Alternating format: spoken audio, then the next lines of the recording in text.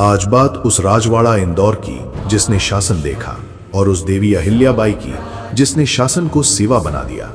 1747 ईस्वी में मालवा की धरती पर इतिहास ने एक नया अध्याय लिखा, जब मल्हार राव होलकर प्रथम ने इंदौर के हृदय में एक भव्य भवन की नींव रखी। यही था राजवाड़ा।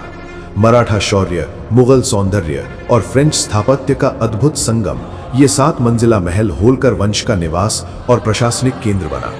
लकड़ी और पत्थर से निर्मित ये इमारत केवल सत्ता का प्रतीक नहीं थी, बल्कि सुव्यवस्थित शासन की पहचान थी। इसी राजवाड़ा से मालवा की दिशा और दशा तय होती थी। इसी वंश में जन्मी एक साधारण बालिका आगे चलकर असाधारण बनी, देवी अहिल्याबाई होलकर। 31 मई 1725 को चौंडी गांव में जन्मी अहिल्याबाई ने जीवन में असहनीय दुख सहे। कम आयु में विवाह, युवावस्था में वैधव्य, पुत्र वियोग और परिवार के निरंतर आघात। फिर भी उनका धैर्य टूटा नहीं। 1767 में जब उन्होंने शासन संभाला तो सत्ता को सेवा का स्वरूप दिया। अहिल्याबाई प्रतिदिन प्रजा से मिलती थीं, स्वयं न्याय करती थीं। उन्होंने महेश्वर को राजधानी बनाकर उसे संस्कृति और उद्योग का केंद्र बनाया।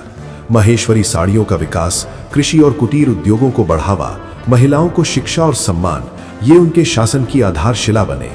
काशी विश्वनाथ, सोमनाथ, कृष्णेश्वर जैसे तीर्थों का पुनर्निर्माण, घाटों, कुओं, बावड़ियों और अन्य क्षेत्रों का निर्माण उनके लोक कल्याणकारी हृदय का प्रमाण है। इसी कारण जनता ने उन्हें लोक माता और देवी का दर्जा दिया। राजवाड़ा ने अहिल्याबाई जैसे आदर्श शासन को साक्षी बनकर देखा, जहां शक्ति करुणा बनी और शासन तपस्या। राजवाड़ा केवल पत्थरों की इमारत नहीं, बल्कि उस युग की स्मृति है जहां शासन का अर्थ सेवा, न्याय और करुणा से गढ़ा गया।